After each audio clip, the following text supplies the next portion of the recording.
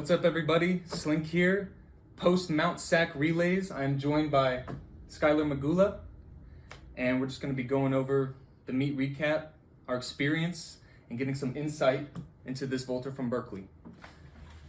All right, SKYLER, how'd the meet go for you? Let's start at warm-ups.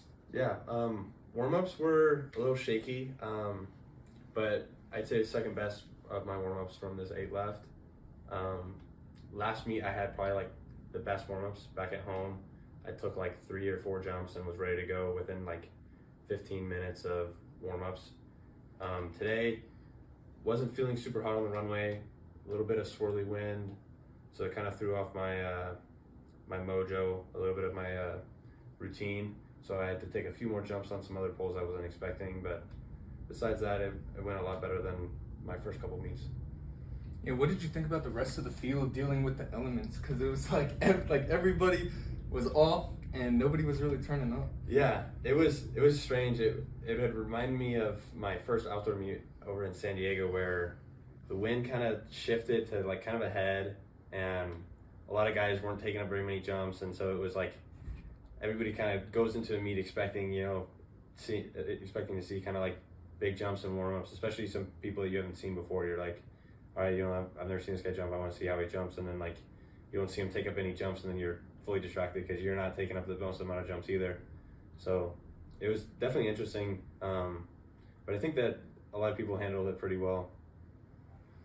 Yeah, warm-ups for me was pretty rough. I didn't turn up at all. I opened my bag and I found out that the decks had taken my warm-up pole, which I was like, that's kind of crazy. But so I just did some pop-ups and then moved back and was like consistently out. Yeah, and I remember I caught your step at you're like, oh, can you catch my step 52 and a half? And I was like, okay.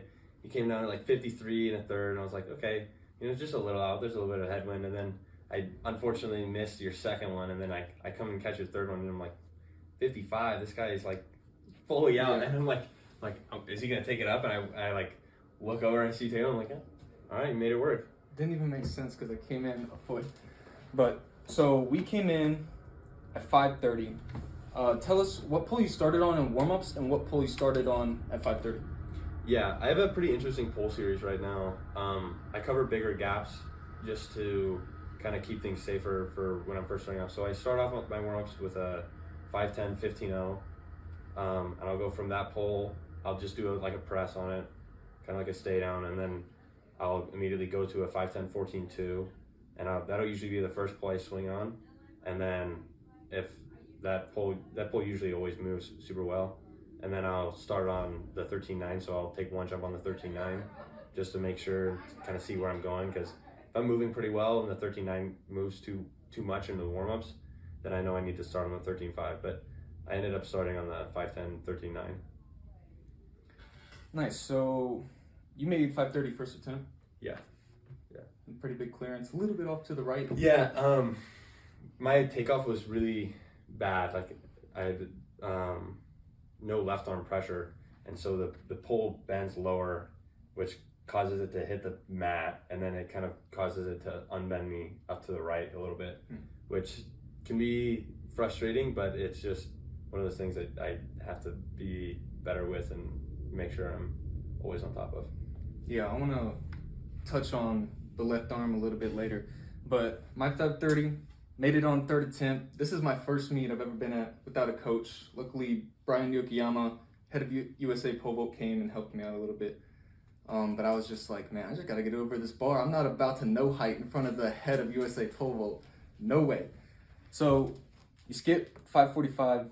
You looked in here like, Slink, I don't want to be the only one at 5:55, but I needed to get my step on because I was all over the place. So I was just there to take jumps. But run us through 5:55. Did you go up poles? Yeah. So I knew that I was a little close on the front side, and I had a poor takeoff, and my step wasn't really perfect, and I was still close to the front side on the 13.9. So I just knew I needed to jump on the 13.5, and that's what I jumped 52 from last week. So I was like, okay, 55 should be easy on this as well. So I ended up going up a pole. Because you blew through the 13.0 at relays. Yeah. Right? Yeah, I came into this meet with like a lot of confidence, like, oh, I can move these poles from relays, but then I was struggling with the conditions a little bit, and I just stayed on my lightest pole in the bag. Yeah. I was surprised at Texas when I moved that pole well, because the wind was, off and on, and then I was kind of already struggling that day, and then I took jumps on it at my last meet, my home meet, on the 13.0 at 572, and I didn't have any problems. It had gotten a little soft by the end, but overall it was like it's a good pole that holds up well. How did the attempts at 72 look?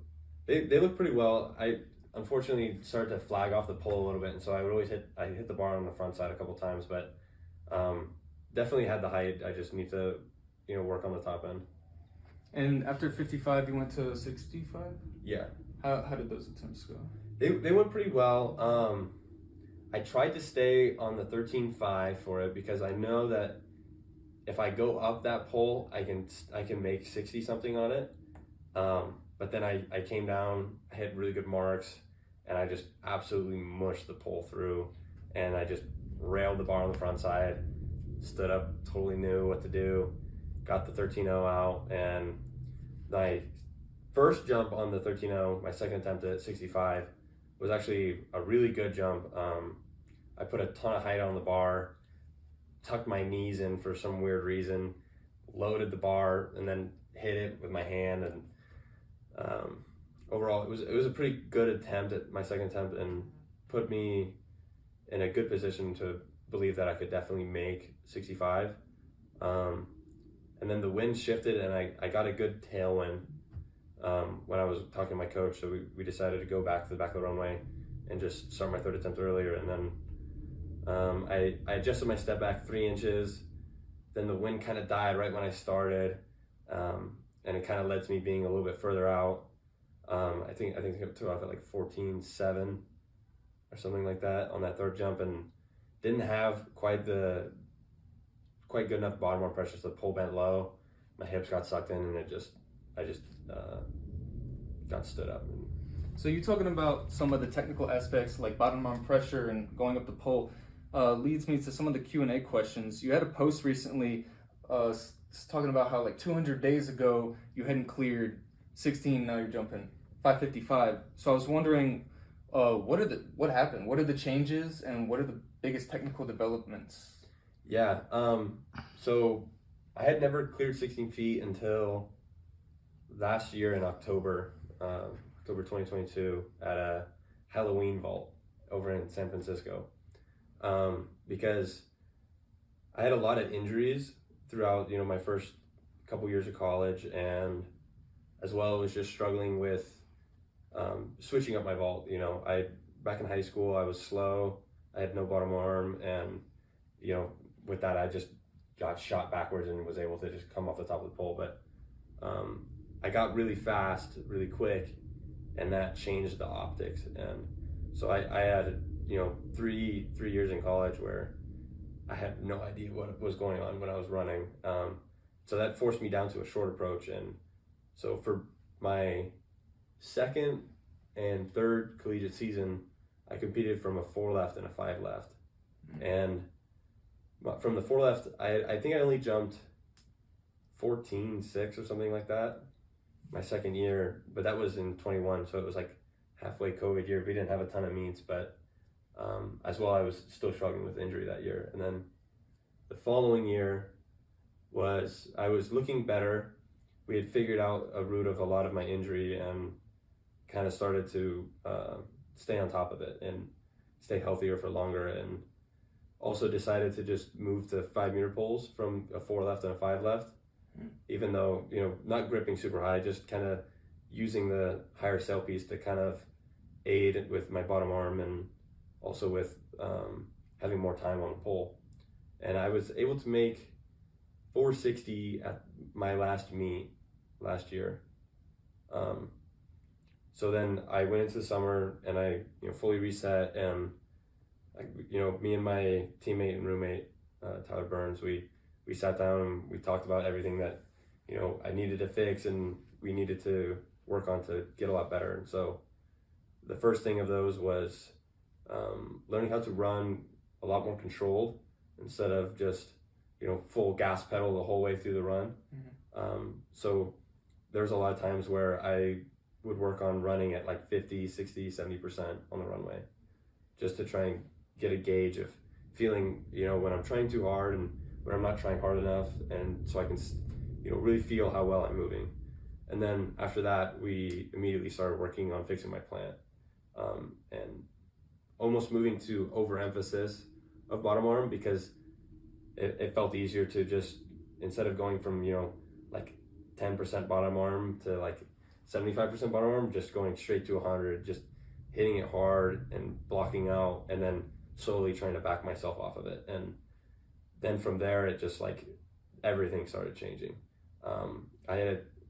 Luckily over the summer we had Paul Lilifoff come train with us, and that was helpful because it showed us that you didn't really have to jump on a big pole to jump high, and you didn't have to be a super big and tall, strong guy to jump really high. And so when we trained with him before he went to the World Championships, we learned a lot from him as well, and it really kind of began this like momentum into our off season. And so I started going back to slightly longer runs, and then poles just started evaporating.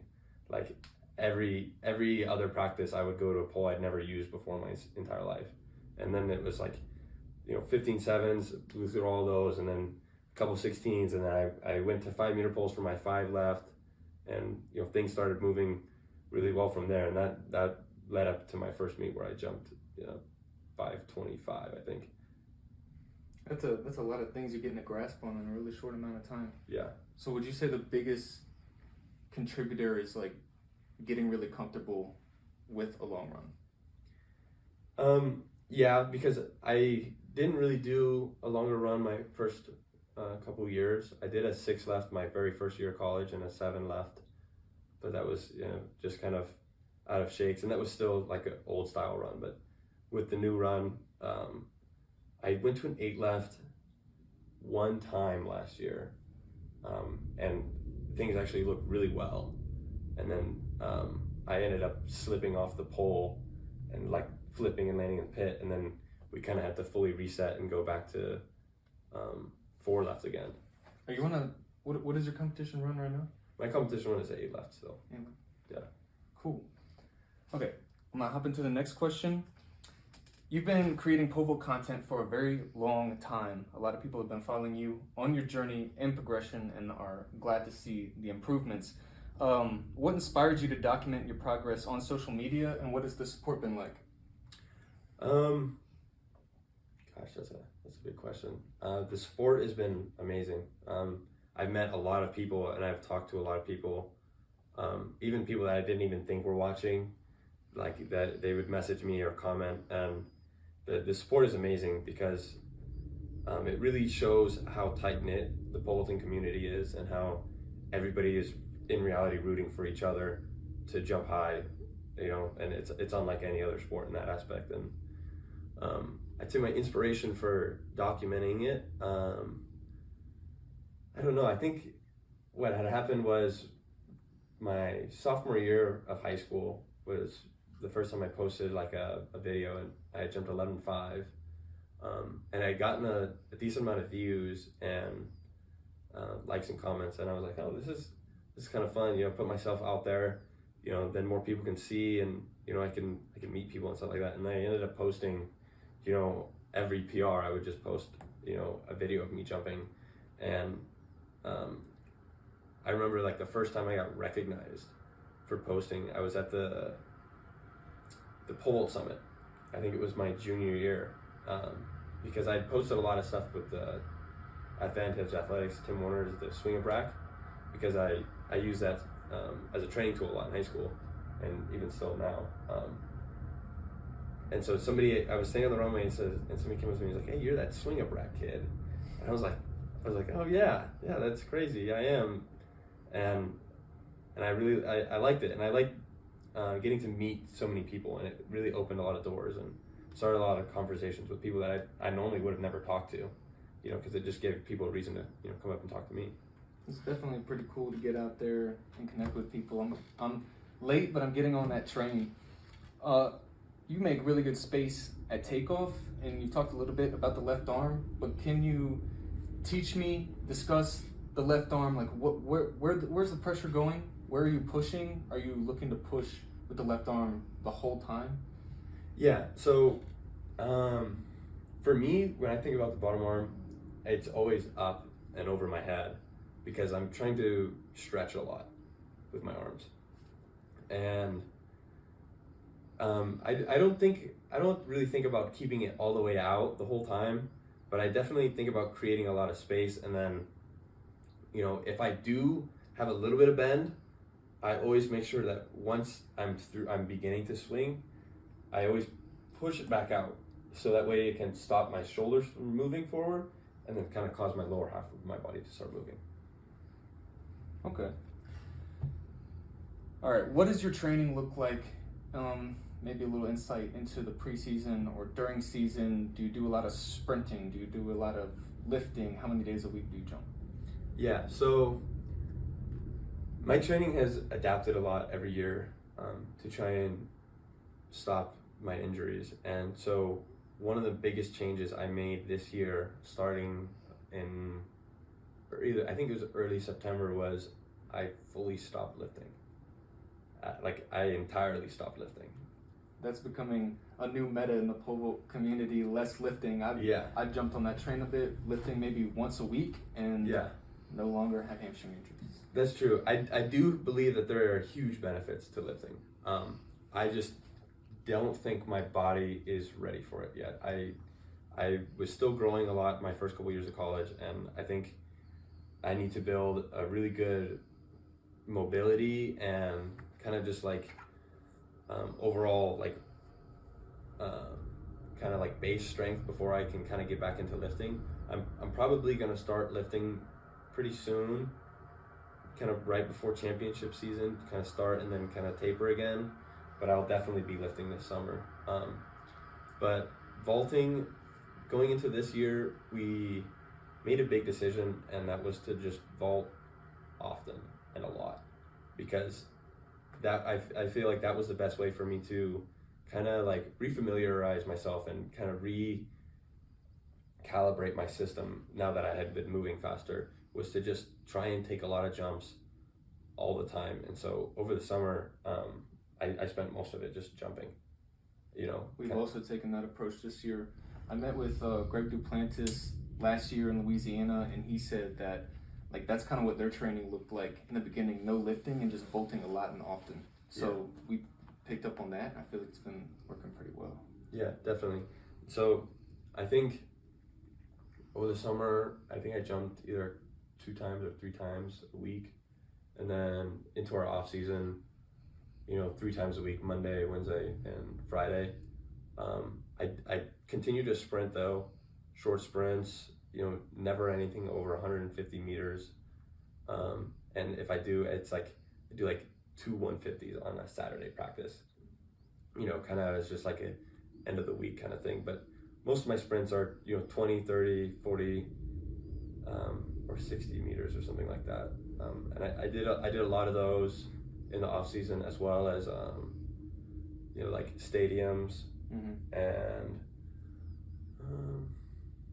besides sprinting, we also do a lot of like sprint float sprints where you build up, you get tall, you work on the posture, and then you sprint out of it again. And so a lot of those things have kind of helped me, you know, build my acceleration, but as well build my top speed.